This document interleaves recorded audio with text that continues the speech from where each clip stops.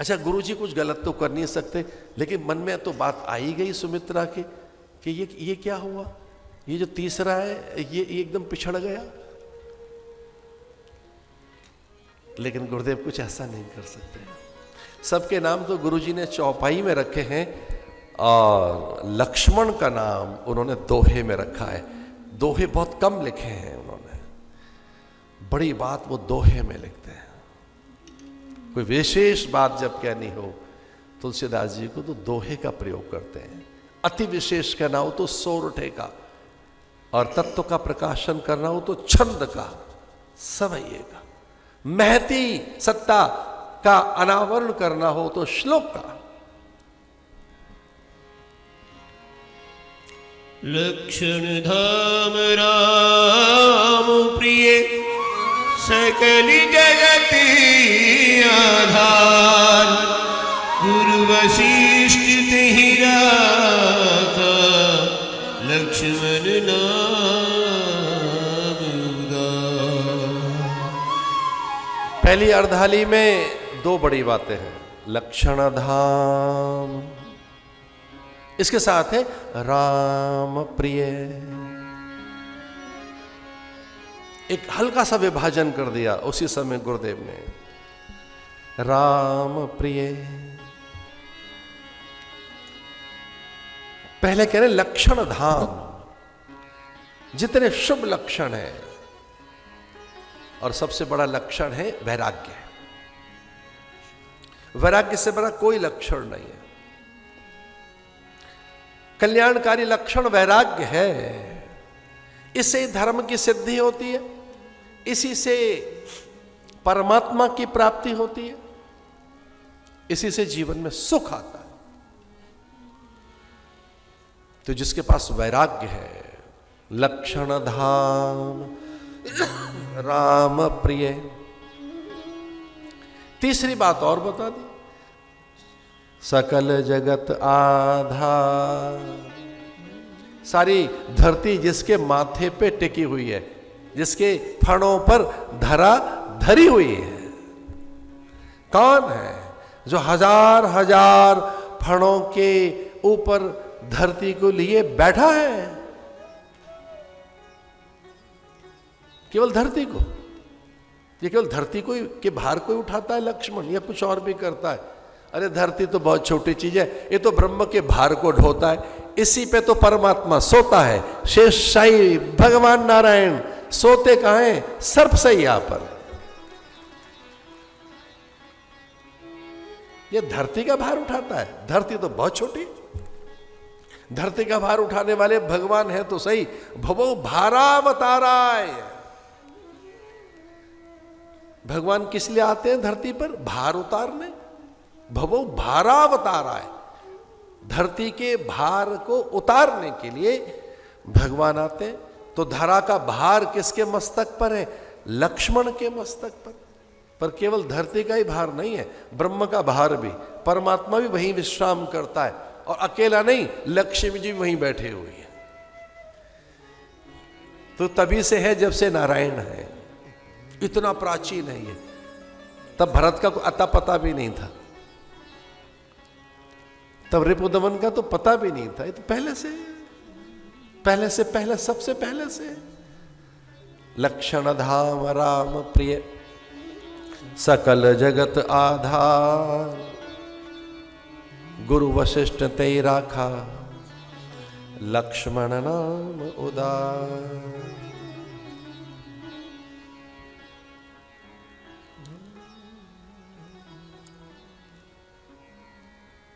वाल्मीकि रामायण में तो ऐसा आता है कि उपनयन संस्कार आदि हुए, तुलसी बाबा कहते हैं गुरु ग्रह गए पढ़न रघुराई, अल्पकाल विद्या सब पाई।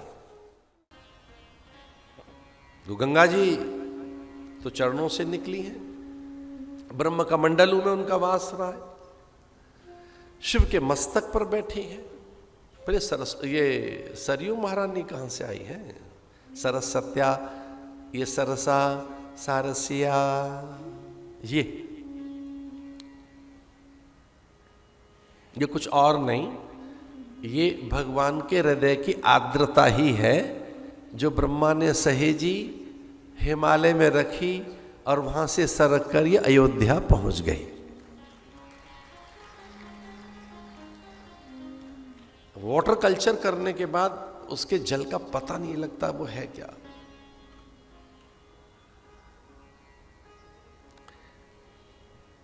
महिमा की दृष्टि से तो गंगा कुछ और ही है। यमुना, सरस्वती, नर्मदा, कावेरी, ताप्ती, पर प्राय लोग सरयू के जल को जल नहीं कहते। उसमें जो कंटेंट मिलते हैं, जो उसमें घटक मिलते हैं, जो उसमें प्रॉपर्टीज मिलती हैं, वो कुछ गन्ने के रस जैसी मिलती हैं। जो गंगा जी में पार्टिकल्स मिलते हैं वो कुछ और हैं, यमुना के कुछ और हैं, नर्मदा के कुछ और हैं, पर सरयू के बिल्कुल भिन्न है। गन्ने के रस जैसे, अलग तरीके का इक्षु रस जैसा, एक अलग तरह की गंध। यमुना के आचमन की बात कही गई है।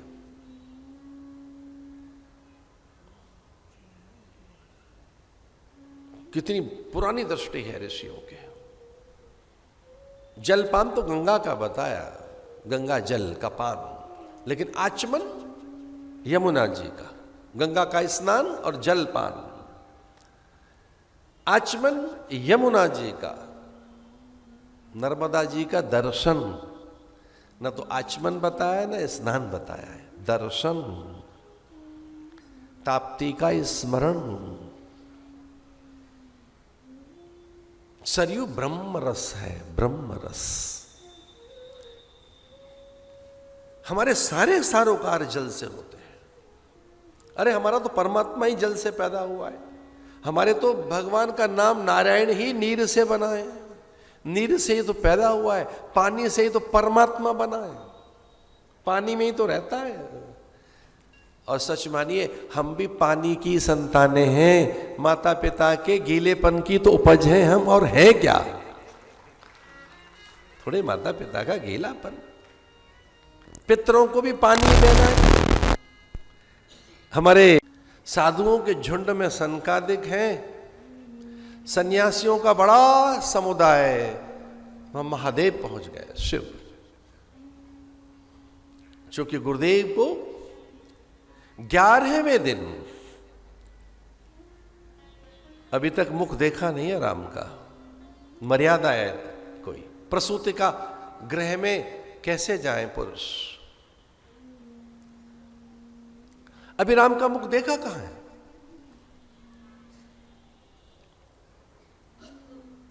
प्रसूति का गृह में अभी पहुंचे नहीं है।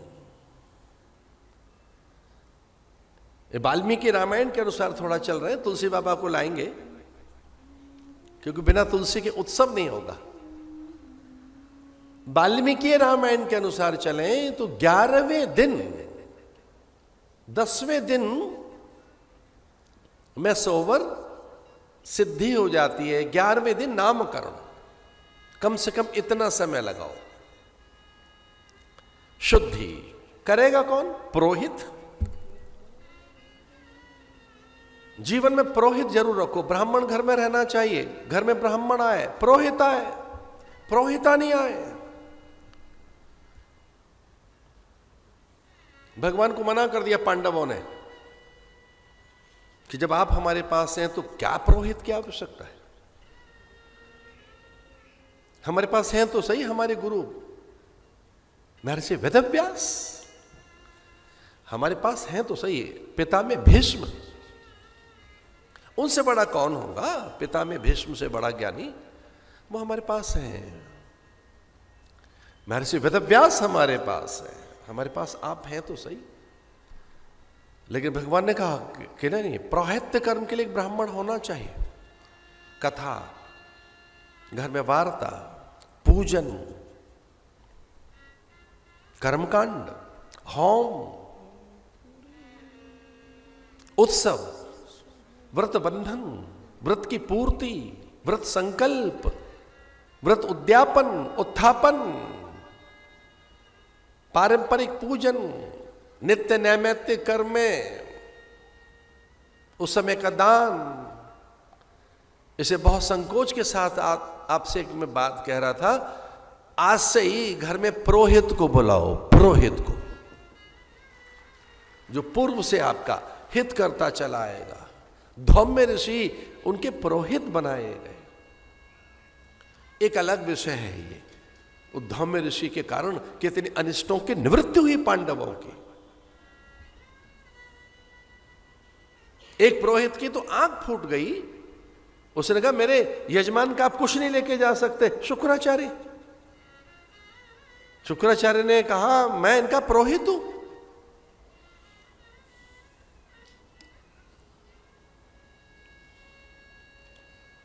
पिता की आज्ञा का तो पालन करना ही चाहिए।